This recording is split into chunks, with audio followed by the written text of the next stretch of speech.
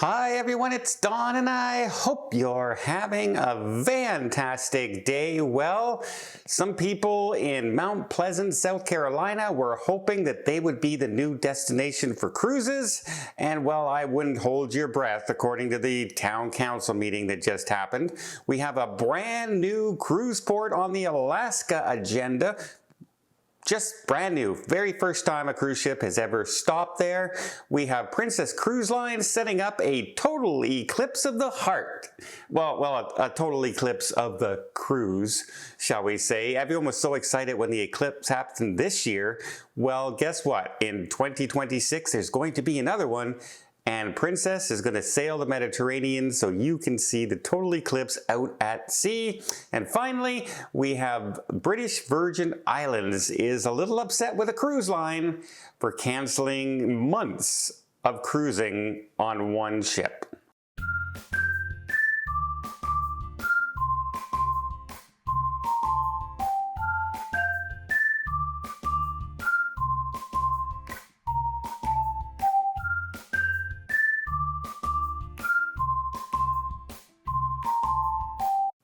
So yesterday in Port Callowhick, that is just on the Pacific side of Prince of Wales Island, it is the latest cruise port to open up. Now, it's not going to open up to Oasis class ships or the Sky Princess or a Norwegian. It's going to open up to these smaller ships like Regent Seven Seas, Oceania, that size cruise ship. Between like 500 to 900 passengers, and they have invested a lot of money. They set up a new native tourist area, shopping area where you can buy handcrafted items from the community. They have a floating dock there. There will be excursions. It's a quaint little town directly into the wilderness, surrounded by local natives who live, work, and provide for the economy. The best thing about it is they say they're going to be juggling between the community and the tourism. They're excited to show everybody their way of life, their community, etc., while not putting any stress on the environment or the area they live in. That's why they're hosting smaller ships on an irregular basis, but they're saying it could really open up the avenues of, native way of life to the whole world. So I'm curious to see how people like this port once they start going there over and over again. Hopefully it's a really good experience, and it's nice to see people embracing cruising community and trying to do it in the right way. Speaking of doing it in the right way, Charleston in South Carolina is, they're losing their cruise port, right? They're shutting that down because Carnival is end of their license to sail out of there is ending, and they are not going to be allowed to sail out of there anymore. And a lot of people said, you know what, Mount Pleasant would be a very good area to move to an alternative. So they ended up bringing it up at a town council meeting this week. And well, the only people who really seemed to be against it were the town council. In the meeting, there were about 12 people who spoke up in favor or against the idea. The vast majority were for the idea, including the leader of the labor union that's there, who help represent the workers and longshoremen who work in Charleston, who says when that shuts down, they're going to lose between 500 and 800 well-paying longshoremen jobs. And wouldn't it be great to bring that economy and tax money to Mount Pleasant? But it really looks like the mayor and other representatives were just totally against it, saying this isn't for us, this isn't really what we want. I don't think our constituents want that. They haven't asked anybody. They just say that we don't think so.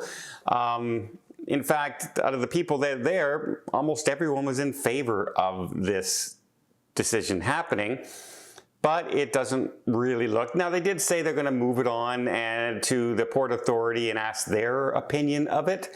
But just the way that the wording from the mayor and the wording from other council members, I really wouldn't be holding your breath. And if you're one of those 500, 800 people about to lose their job in Charleston and we're hoping this was going to save you, Again, I would not be holding my breath for that decision to come down. Would it have worked? I think so, but it certainly doesn't look like there's any real incentive for the city council to head in that direction. Next, everyone this year was, it was everywhere, right? Everyone was talking about it. The eclipse. Where were you? Can you see the eclipse? Canada, US, where were you? There was a cruise. Can you get on to see the eclipse? Well, Princess is going to capitalize on that. They're actually calling it, the Eclipse Cruise. And they are sailing on August 12th, 2026. That is part of a 14-day cruise out of Southampton on the Sky Princess. And they say they will be sailing in the Mediterranean during this time, and they will be making sure that they try and head to an area where the skies are completely clear. When you're on land, right, it all depends. It would be nice to have a completely clear sky when that happens and not a cloudy sky. Here in Canada, where we were, it was really cloudy and it got dim, and then that's about it. Where at least where I live in Ottawa. However, if you're in a clear sky in the ocean with no lighting around you and everything just goes dark, and then bright, it would be amazing, right? It's going to be a really visually spectacular sight. And Princess says if you would like to try and see the best view of a solar eclipse, Sky Princess 14-day cruise, August 12th, 2026. Start booking now, because I believe that cruise will be sold out very, very quickly.